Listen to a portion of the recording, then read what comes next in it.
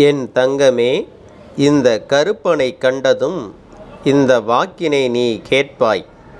ஏனென்றால் கருப்பன் இன்று உன் மனம் மகிழும்படியான செய்தியினை கொண்டு வந்திருக்கிறேன். என் குழந்தையே, உனக்கு துரோகத்தை செய்தவர்களின் இல்லத்தில் இருந்து செய்தி ஒன்று வரப்போகின்றது. இந்த கருப்பன் ஆட்டம் அங்கே ஆரம்பித்து விட்டது. இதனை உனக்கு சொல்வதற்காகத்தான் நான் இன்று வந்திருக்கிறேன். அதற்காக என் பிள்ளையே, நீ உனக்கு துரோகங்களை செய்தவர்கள் எல்லாம் கஷ்டப்பட வேண்டும் என்று நினைக்கிறாய் என்று நான் சொல்லவில்லை. எதிரிக்கும் கூட நல்லதுதான் நடக்க வேண்டும் என்று நினைக்கின்ற என் பிள்ளை நீ. உன் துரோகியை மன்னித்து விடலாம். ஆனால் இந்த அப்பனிடமிருந்து அவர்களுக்கு ஒரு நாளும் மன்னிப்பு கிடையாது. எத்தனையோ வாய்ப்புகளை கொடுத்து விட்ட பிறகும் ஒருவர் வாழ்க்கையில் இவர்கள் துரோகத்தை செய்கிறார்கள் என்றால் அவர்கள் என்னுடைய பார்வையிலிருந்து ஒரு நாளும் தப்பிவிட முடியாது.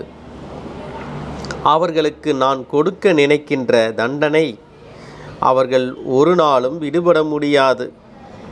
அவர்கள் வாழ்க்கையில் நடக்க வேண்டும் என்று எது இருக்கிறதோ அதை யாராலும் மாற்றிவிடவும் முடியாது. இந்த கருப்பண்ணசாமியுடைய ஆவேசத்தை இனி அவர்கள் காணப்போகின்றார்கள். என் குழந்தையே, இதுநாள் வரையிலும் நீ பட்ட அத்தனை கஷ்டங்களுக்கும், நீ சிந்திய அத்தனை கண்ணீருக்கும் உனக்கு பதில் தரத்தான் உன் அப்பன் இன்று வந்திருக்கின்றேன்.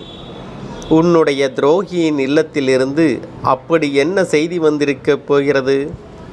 என் பிள்ளையே, அவர்கள் உணர்ந்து செய்த துரோகத்திற்கு பதிலாகத்தான் தண்டனை கிடைத்திருக்கிறது. தெரியுமா? அவர்கள் வாழ்க்கையில் எதிர்பாராத ஒரு சோகத்தை சந்தித்து விட்டார்கள். அதுவும் உனக்கு செய்த துரோகத்தை விட 2 மடங்கு அதிகமான துரோகத்தை அவர்கள் அங்கே சந்தித்து விட்டார்கள். இதற்கு மேலும் இந்த வாழ்க்கையில் எதுவும் இல்லை என்று அவர்கள் நினைக்கத் தொடங்கிவிட்டார்கள். செய்த பாவத்திற்கு பலனை அவர்கள் அனுபவிக்கிறார்கள். இது உன்னுடைய மனநிலையை எப்படி மாற்றுகிறது என்று அந்த அப்பனுக்கு நன்றாக தெரியும். அப்பா யாருக்கும் எந்த தண்டனையும் கொடுக்காதே அவர்களை திருத்தி நல்ல வழி நடத்து என்று நீ சொல்கின்றாய் அல்லவா? என் பிள்ளையே, நீ சொல்வது எனக்கு கேட்காமல் இல்லை. ஆனால் நான் இப்பொழுது உன் பேச்சை கேட்கின்ற மனநிலையில் இல்லை. என் பிள்ளை, நீ கண்ணீர் விட்ட பொழுதும் கஷ்டப்பட்ட பொழுதும் உன்னை பார்த்து அவர்களுக்கு இரக்கம் வரவில்லை. நீ இத்தனை வேதனைகளை அனுபவிக்கிறாயே என்று ஒரு சிறு துளி ஈவு இரக்கம் கூட இல்லாமல் உனக்கு உடனிருந்து கொண்டே துரோகத்தை செய்தார்கள். அப்பொழுது இந்த அப்பன் வேடிக்கை பார்த்து கொண்டிருந்தான் என்று நீ கோபம் கொண்டாய் அல்லவா? நான் அன்று வேடிக்கை பார்த்ததற்கான காரணத்தை இப்பொழுது நீ தெரிந்து கொள்வாய். எல்லாவற்றையும் உன்னால் சமாளிக்க முடியும். உனக்கான வலிமை இருக்கின்றது என்பதால் தான் நான் வேடிக்கை பார்த்து கொண்டிருந்தேன். உன்னுடைய மன வலிமையை கொண்டு எல்லாவற்றையும் எதிர்கொண்டு இந்த வாழ்க்கையில் பயணித்து கொண்டிருக்கிறாய்.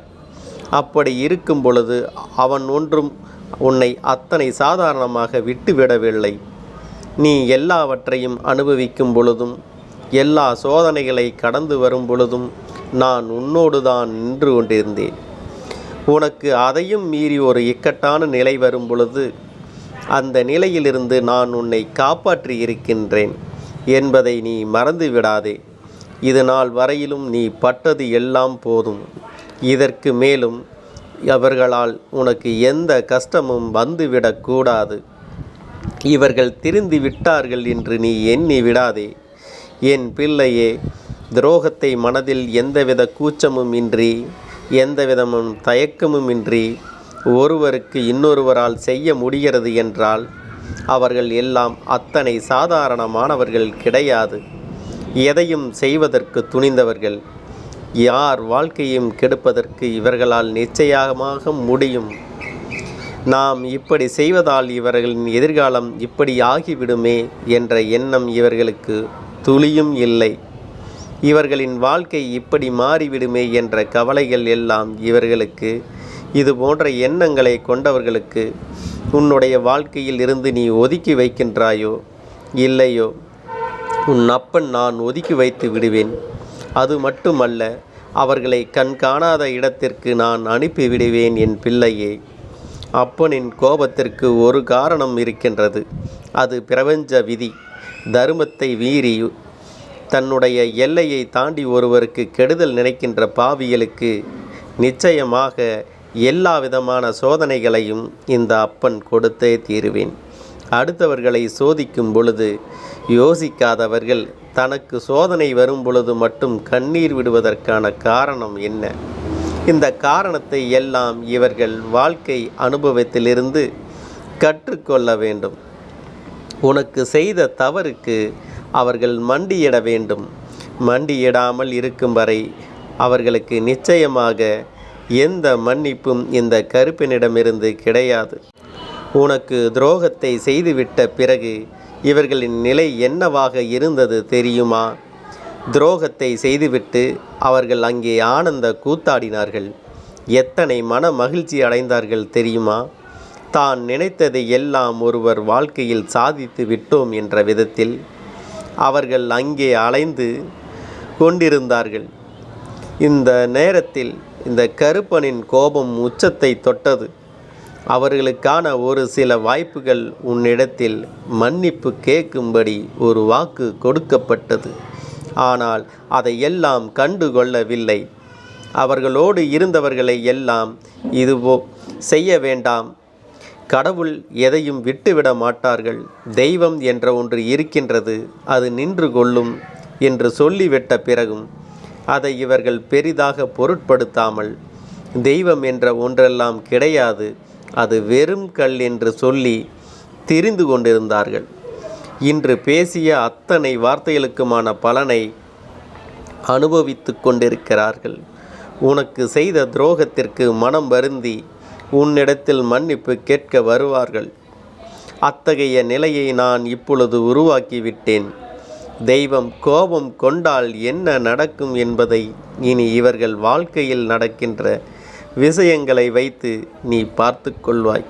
என் குழந்தையே, கெட்டவர்கள் விடுகின்ற சாபங்கள் எல்லாம் ஒரு நாளும் மற்றவர்களுக்கு பலிக்காது. அதே நேரத்தில் ஒரு நல்லவன் இன்னொருவருக்கு கொடுக்கின்ற சாபமானது நிச்சயமாக நடக்கும். ஏனென்றால் எப்பொழுதும் அடுத்தவர்களுக்கு நல்லதை மட்டுமே நினைக்கின்ற ஒருவருக்கு கெடுதல் நடக்க வேண்டும் என்று நினைக்கிறார் என்றால் அந்த மனதில் ஏதோ ஒரு அர்த்தம் இருக்கும். அந்த மனதில் ஏதோ ஒரு காயம் ஆழமாக இருக்கும். இது போன்ற சூழ்நிலை என்று கொண்டால் என் உள்ளே நிச்சயமாக நான் சொல்கின்ற காரணத்தை உன்னால் உணர்ந்து கொள்ள முடியும். இவர்கள் நினைத்த விஷயத்தை எல்லாம் செய்துவிட்டு அமைதியாக இருந்து விடலாம் என்று நினைத்து விட்டார்கள். ஆனால் இவர்களுக்கான அமைதியை இனி உன் அப்பன் கொடுக்க விரும்பவில்லை. எதற்காக செய்தோம் என்று எண்ணி எண்ணி காலம் முழுவதும் இனி அந்த கண்ணீர் விடும் நிலைக்கு தள்ளப்படுவார்கள். அவர்கள் வாழ்க்கையை நான் கொண்டு சென்று விட்டேன். ஏற்கனவே பல கஷ்டங்களை கண்டு அதிலிருந்து மீண்டு வர முடியாமல் நின்று கொண்டிருக்கிறார்கள். இதற்கு மேலும் கஷ்டம் ஒன்று வரும் பொழுது நிச்சயமாக தான் செய்த தவறுக்காக தண்டனை என்பதை அவர்கள் புரிந்து கொள்வார்கள். என் பிள்ளையே, இதனால் வரைக்கும் நீ நடந்த விஷயங்களை எண்ணி வருத்தப்படாமல் உன் அப்பன் வாழ்க்கையில் வந்த பிறகு உனக்கு இனி மகிழ்ச்சிதான், சந்தோஷம்தான். எதற்கும் வருத்தப்படாதே. உனக்கு பிறர் செய்த துரோகங்களுக்கெல்லாம் ஒரு முடிவினை கட்டிவிடுவேன் என்பதை மட்டும் நினைத்துக்கொள். உன் அப்பனின் அன்பு மாறவில்லை. உற்றவர்கள் முன்னிலையில் தலைகுனைய விடிய மாட்டேன். உன்னுடைய நம்பிக்கையில் கவனமாக இருந்து விட்டால் போதும். மற்றபடி எல்லா விஷயங்களும் நீ நினைத்தபடியே நடக்கும். நான் உனக்கு சோதனைகளை கொடுப்பேன். ஆனால் அதே நேரத்தில் அந்த சோதனையிலிருந்து உன்னை மீட்டும் எடுப்பேன் என்பதை நீ புரிந்து கொள்ள வேண்டும். என் பிள்ளை, இனிமேல் நடப்பதையெல்லாம் சந்தோஷமாக ஏற்றுக்கொள். யாருக்கும் இரக்கப்பட வேண்டிய அவசியம் உனக்கு இல்லை. அவர்கள் உனக்கு எதை செய்தார்களோ அதை தெய்வம் அவர்களுக்கும் கொடுக்கும் என்பதை மறந்து விடாதே. மன்னிப்பு என்ற வார்த்தைகள் எல்லாம் இப்பொழுது சாதாரணமாக மாறிவிட்டது. எல்லாம் உணர்வுகள் இல்லாமல் போய்விட்டது. அதனால் சாதாரண வார்த்தை எல்லா மதிப்பு கொடுக்காமல் உண்மையான உணர்வுகளுக்கு மட்டுமே என் குழந்தையே நீ மதிப்பு கொடு. இது ஒன்றே உன் வாழ்க்கையின் உயரத்திற்கு அழைத்துச் செல்லும். என் தங்கமே, இந்த அப்பனின் ஆசைகள் நீ நன்றாக இருக்க வேண்டும் என்பது மட்டுமே.